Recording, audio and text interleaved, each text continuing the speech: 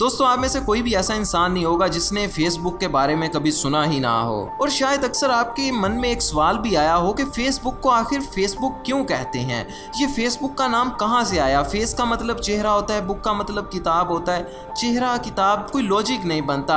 आखिर ये नाम फेसबुक कहाँ से आया और फेसबुक को फेसबुक ही क्यों कहते हैं। दोस्तों इसके पीछे एक बहुत ही इंटरेस्टिंग स्टोरी है। दोस्तों जिस वक्त इंटरनेट नहीं हुआ करता था, उस वक्त जब कोई भी स्टूडेंट स्कूल में, कॉलेज में या फिर यूनिवर्सिटी में पढ़ने के लिए जाया करता था, तो वो दूसरे लोगों के बारे में नहीं जानता होता था, उसको बाकी स्टूडेंट्स के बारे में नहीं पता होता था, उसकी क्लास में और कौन कौन से लड़के पढ़ते हैं, उनके नाम क्या हैं, उसको उन सब के बारे में नहीं पता होता था। इसलिए जो भी न्यू स्टूडेंट कॉलेज के अंदर, यूनिवर्सिटी के अंदर, स्कूल के अंदर आता था, उसको एक किताब दी जाती थी। उस किताब के अंदर सभी स्टूडेंट के नाम, उनकी तस्वीर और उनका थोड़ा सा बायोडाटा लिखा होता था। उस बायोडाटा की मदद से एक स्टूडेंट अपनी क्लास के तमाम लड़कों के नाम भी जान जाता था, उनकी शक्लें भी जान जाता था और इस तरह से पूरे स्कूल के बच्चों के नाम और उनके फेसेस की तस्वीरें उस बुक के अंदर हुआ करती थी। इसीलिए उस बुक को फेसबुक कहा जाता था। और दोस्तों इसी फेसबुक के नाम से मार्क जुकरबर्ग ने अपनी वेबसाइट का नाम भी फेसबुक रखा, जहां पर कोई भी इंसान आके दूसरे इंसान को जान सकता है, उस इंसान से बात कर सकता है। दोस्तों कमेंट सेक्शन में जाके मुझको बताइएगा कि क्या आपको फेसबुक का पहले ये मतलब पता था। दोस्तों आप में से हर इंसान यूट्यूब को जानता ही है। अगर आप नहीं जानते तो ये बड़ी अजीब बात है, क्योंकि आप यूट्यूब पे मौजूद हैं और यूट्यूब पे मेरी वीडियो देख रहे हैं। आपके जहन में शायद कभी सवाल आया हो कि यूट्यूब का क्या मतलब है। यू का मतलब तुम होता है, ट्यूब का मतलब ट्यूब होता है, तुम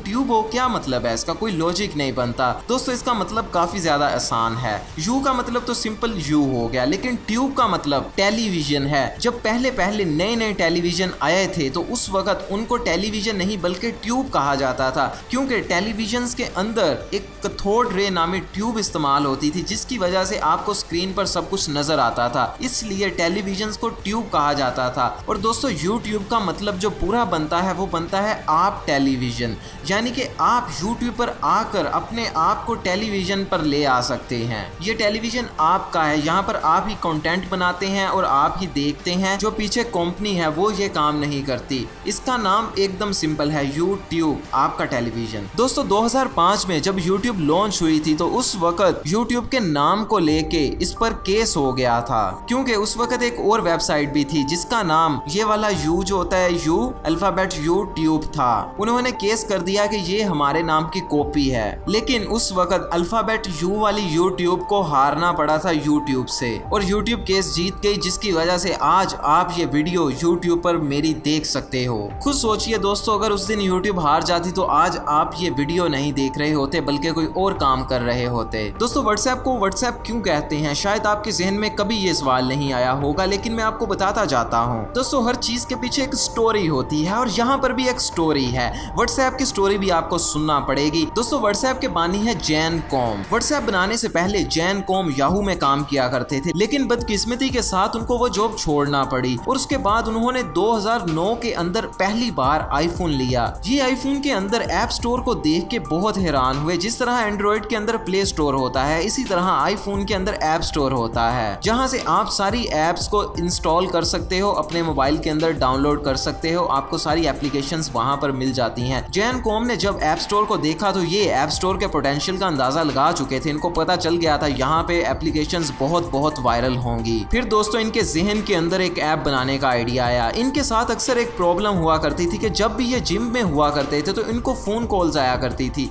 और जिम में ये वर्जिश कर रहे होते थे, एक्सरसाइज कर रहे होते थे, इसलिए ये फोन कॉल्स उठा नहीं पाते थे। तो जैन ये चाहते थे कि कोई एक ऐसी एप्लीकेशन हो, कोई एक ऐसा ऐप हो जहाँ पे हम स्टेटस लगा दें कि भाई इस वक्त मैं जिम में हूँ, इस वक्त मैं स्टडी कर रहा हूँ, इस वक्त मैं ये कर रहा हूँ, और देखने वाला इंसान ये समझ जाए कि सामने वाला बंदा जी जिम में है, सामने वाला बंदा मस्जिद में है, सामने वाला बंदा कहीं और है। दोस्तों व्हाट्सअप का मतलब उर्दू में होता है क्या कर रहे हो, जिंदगी में क्या चल रहा है, क्या हो रहा है। इसीलिए उस वक्त जैन ये चाहते थे कि लोगों को व्हाट्सअप पूछना ही ना पड़े, लोगों को किसी दूसरे इंसान से पूछना ही ना पड़े कि तुम क्या कर रहे हो, बल्कि दूसरा इंसान अपने स्टेटस के जरिए दूसरों को खुद ही बता दे कि वो क्या कर रहा है। इसीलिए इन्होंने अपने ऐप का नाम व्हाट्सएप रख दिया, जो कि व्हाट्सअप को खत्म करता है। लेकिन दोस्तों व्हाट्सएप पे बहुत से लोग आज भी मैसेज भेजते हैं व्हाट्सएप के।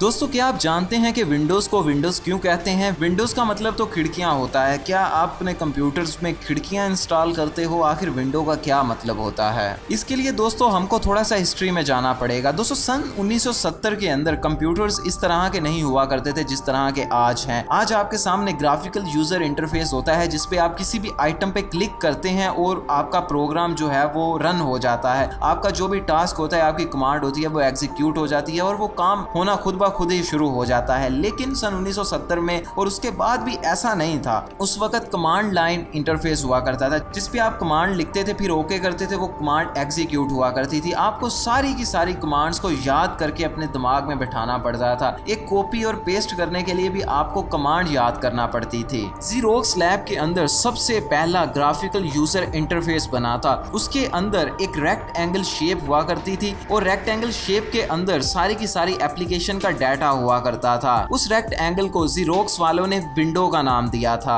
उसके बाद माइक्रोसॉफ्ट ने भी एक ऐसा ही ग्राफिकल यूजर इंटरफेस बनाने की कोशिश की जिसके अंदर जितनी भी एप्लीकेशन होंगी वो एक स्क्वायर के अंदर आएंगी और स्क्वायर के अंदर आप उन पे काम कर सकते हो, उनको मिनिमाइज कर सकते हो, क्लोज कर सकते हो। उस वक्त माइक्रोसॉफ्ट ने जब ये अपना ऑपरेटिंग सिस्टम बना लिया था जिसके अंदर रेक्टेंगल्स आती थी और उनको विंडोज कहा जाता था। उसके बाद बिल गेट्स के पास सॉफ्टवेयर इंजीनियर आता है और बिल गेट्स से कहता है कि इस ऑपरेटिंग सिस्टम का नाम क्या रखना है। बिल गेट्स कहता है कि जो तुम्हारा दिल करता है इस ऑपरेटिंग सिस्टम का वही नाम रख दो। उसके बाद में वो सॉफ्टवेयर इंजीनियर बिल गेट्स से कहता है कि इसके अंदर हमने विंडोज नहीं डाली है, इसका नाम माइक्रोसॉफ्ट विंडोज ही रख देते हैं। तो बिल गेट्स ने कहा चलो ठीक है, इसका नाम माइक्रोसॉफ्ट विंडोज ही रख देते हैं। दोस्तों से एक छोटी सी मुलाकात के अंदर विंडोज का नाम पड़ गया और आज तक पूरी की पूरी दुनिया विंडोज के नाम को जानती है। दोस्तों माइक्रोसॉफ्ट विंडोज जो कि आज तकरीबन हर एक कंप्यूटर के अंदर इंस्टॉल होती है, आप जान के हैरान हो जाएंगे कि उसका नाम उन्होंने खुद नहीं डिसाइड किया था बल्कि ज़ीरोक्स लैब ने ये नाम डिसाइड किया था। दोस्तों कमेंट सेक्शन में जाके बताइएगा कि क्या आपको विंडोज का मतलब पहले पता था कि विंडो को विंडोज क्यों कहते हैं। दोस्तों एक बड़ी कंपनी लेकिन अजीब नाम, मैं बात कर रहा हूँ आईफोन बनाने वाली कंपनी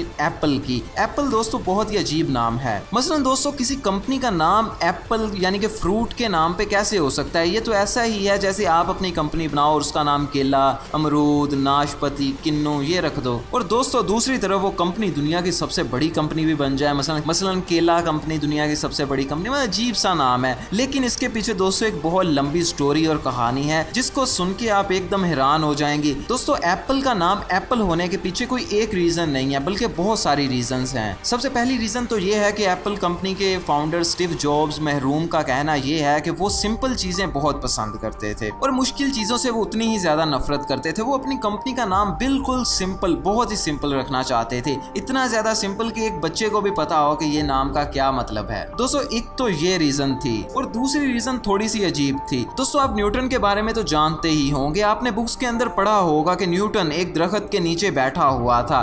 दरख्त के ऊपर से सेब उसके सर पे बजता है, नीचे आके गिरता है, तो उसके जहन में एक सवाल आना शुरू हो जाता है। वो ये पूछता है कि अगर सेब दरख्त से नीचे गिरता है तो चांद आसमान से नीचे क्यों नहीं गिरता। इस सवाल के जवाब को जब उसने तलाश किया तो उस वक्त उसने हमें ग्रेविटी वाला कॉन्सेप्ट बताया था और फिजिक्स के अंदर बहुत ही कारआमद काम किए थे। उन्हीं कामों की वजह से आने वाले कुछ टाइम के अंदर ही बहुत ही कारआमद मशीनें बन गई, इंडस्ट्रीज लग गई और बहुत सारी दूसरी चीजें, हवाई जहाज और इस तरह की जितनी भी चीजें जो फिजिक्स पे बेस करती हैं वो सारी की सारी बनना शुरू हो गई। न्यूटन की फिजिक्स की वजह से बहुत ही टेक्नोलॉजी ने तरक्की की, यानी कि उस वक्त एक सेब की वजह से इतनी ज्यादा रेवोल्यूशन आई और पूरी की पूरी दुनिया बदल गई। दोस्तों इसी सेब के नाम पे स्टीव जॉब्स ने अपनी कंपनी का नाम रखा था और स्टीव जॉब्स का ख्याल था कि उसकी कंपनी भी एक दिन पूरी दुनिया को बदल देगी। दोस्तों अगर आप सबसे पहला एप्पल का लोगो देखोगे तो उसके अंदर भी आइजैक न्यूटन बैठे हुए हैं और ऊपर एक सेब लगा हुआ है, बड़ा बल्कि सा लोगो है। ये एप्पल का सबसे पहला लोगो था और उसके बाद में ये वाला आया था, फिर ये वाला आया था। और दोस्तों जो तीसरी रीजन एप्पल कंपनी का नाम एप्पल होने में थी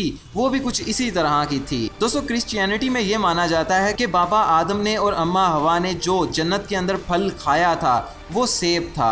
उस सेब खाने की वजह से बाद में ये सारी की सारी दुनिया स्टार्ट हुई और ये सारे के सारे लोग पैदा हुए और हम इस दुनिया में आए। ये सारे का सारा उस सेब की वजह से हुआ था। इसलिए स्टीव जॉब्स का मानना था कि एक सेब जो है वो नए दौर को जन्म देता है। दोस्तों इन वजूहात की बिना पर स्टीव जॉब्स ने एप्पल कंपनी का नाम एप्पल रखा था। और दोस्तों क्या आप जानते हैं कि आईफोन के अंदर जो एप्पल कंपनी बनाती है, आईफोन, आईपैड, ये सारी चीजें, उनके अंदर आई का क्या मतलब है? दोस्तों स्टीव जॉब्स के मुताबिक आई एक बड़ा पॉजिटिव अल्फाबेट है। दोस्तों आई से इंटरनेट बनता है, आई से इंस्पायर बनता है, आई से इन्फॉर्म बनता है, आई से इंस्ट्रक्ट बनता है, आई से इंडिविजुअल बनता है। इस तरह के जो पॉजिटिव वर्ड हैं वो आई से बनते हैं। इसलिए सिर्फ इसी बना पर कोई इसके पीछे लॉजिक नहीं था, आई पॉजिटिव था, इसलिए आईफोन में आई लगाया हुआ है। दोस्तों आपने शायद पीसी के अंदर कभी एक्सेल को इस्तेमाल किया हो, जिसमें हम अपना डाटा वगैरह सेव करते हैं और बहुत सारे ऑपरेशंस करते हैं। लेकिन क्या आप जानते हैं कि एक्सेल का क्या मतलब होता है? दोस्तों एक्सेल का जो सिंपल मीनिंग है वो है सबकत ले जाना, दूसरों से हटके होना, दूसरों से ज्यादा बेहतर होना। दोस्तों इस नाम के पीछे भी एक स्टोरी है। दोस्तों सन 1982 के अंदर माइक्रोसॉफ्ट ने मल्टीप्लान नाम का एक सॉफ्टवेयर रिलीज किया था। इस सॉफ्टवेयर के अंदर जिस तरह से एक्सेल में डाटा हम सेव करते हैं, उस पर ऑपरेशन करते हैं, इसी तरह का काम होता था, लेकिन ग्राफिक्स वगैरह वो ठीक नहीं थे। और उस वक्त मार्केट में एक दूसरा सॉफ्टवेयर चल रहा था जिसका नाम था लोटस 123। जब माइक्रोसॉफ्ट ने अपना सॉफ्टवेयर मल्टीप्लान रिलीज किया, बहुत ही कम लोगों ने इसको इस्तेमाल किया और ज्यादातर लोग लोटस 123 पर ही रहना पसंद कर रहे थे, जिसकी वजह से माइक्रोसॉफ्ट को नाकामी हुई। लेकिन माइक्रोसॉफ्ट ने सन 1985 के अंदर मैक ओएस के लिए डाटा को महफूज करने के लिए एक सॉफ्टवेयर निकाला जिसका नाम उसने एक्सेल रखा। एक्सेल रखने के पीछे रीजन दोस्तों यही थी क्योंकि पिछला सॉफ्टवेयर जो माइक्रोसॉफ्ट ने निकाला था वो हार गया था, इसलिए माइक्रोसॉफ्ट चाहता था और सोचता था कि ये सॉफ्टवेयर सबकत ले जाएगा, ये सॉफ्टवेयर दूसरे सॉफ्टवेयर से ज्यादा बेहतर होगा, इसलिए माइक्रोसॉफ्ट ने उसका नाम एक्सेल रखा था। और एक्सेल का मतलब दोस्तों सबकत ले जाना, दूसरे से हट के होना, बढ़ जाना, यही होता है। दोस्तों आप सब ने अपने मोबाइल के अंदर या अपने पीसी के अंदर क्रोम ब्राउजर तो जरूर देखा होगा और यूज भी किया होगा, लेकिन क्या आप ये जानते हैं कि क्रोम का मतलब क्या है? दरअसल क्रोम का नाम रखने के लिए गूगल ने वोटिंग की थी। गूगल में काम करने वाले एक इंजीनियर को महंगी और लग्जरी कार्स बहुत ज्यादा पसंद थी। दोस्तों जितनी भी महंगी, तेज और ज्यादा बेहतर चलने वाली गाड़ियां होती हैं उनमें एक क्रोमीनियम नामी देहात का इस्तेमाल किया जाता है। इस देहात की मदद से गाड़ियां ज्यादा तेज भी चलती हैं और गाड़ियों की शाइनिंग भी ज्यादा होती है। क्रोमीनियम गाड़ियों के अंदर स्पीड के लिए भी इस्तेमाल होता है, गाड़ियों की शाइनिंग के लिए भी इस्तेमाल होता है और भी दूसरे कामों के लिए इस्तेमाल होता है। ये सोचकर कि जिस तरह क्रोमीनियम गाड़ियों को तेज कर देता है, शाइनी और लग्जरियस कर देता है, इसी सोच से उन्होंने क्रोमीनियम से थोड़ा सा नाम काट के क्रोम ब्राउजर का नाम रख दिया, जिसका दोस्तों मतलब ये है कि ये भी बहुत ज्यादा तेज ब्राउजर है और बहुत ज्यादा चमकदार ब्राउजर है। इस नाम पर बाद में बहुत से इंजीनियर्स ने इख्तलाफ भी किया था, इतराज भी किया था, लेकिन गूगल ने बाद में यही नाम रख दिया। दोस्तों मोबाइल बनाने वाली मशहूर कंपनी सैमसंग, इसका नाम सुनने में तो अच्छा लगता है, लेकिन क्या आप इसका मतलब जानते हैं? दोस्तों सैमसंग एक कोरियन कंपनी है, इसका नाम भी कोरियन ज़बान के अंदर है। कोरियन ज़बान में सैम का मतलब 3 होता है और संग का मतलब स्टार होता है, यानी कि सैमसंग का मतलब 3 स्टार्स यानी कि 3 सितारे हैं। दोस्तों सैमसंग के फाउंडर का विजन सैमसंग कंपनी को लेके बहुत ज्यादा बड़ा था। वो चाहते थे कि उनकी कंपनी भी सितारों की तरह हमेशा चमकती रहे, इसीलिए उन्होंने 3 स्टार्स ये वाला नाम चूज किया। दोस्तों या तो आप मेरी इस वीडियो को अपने तमाम दोस्तों के साथ शेयर कर दें, अगर शेयर करने का टाइम नहीं है तो फिर आप सिंपल मेरे YouTube चैनल को सब्सक्राइब कर दें और मेरी बाकी वीडियोस को भी देख लें।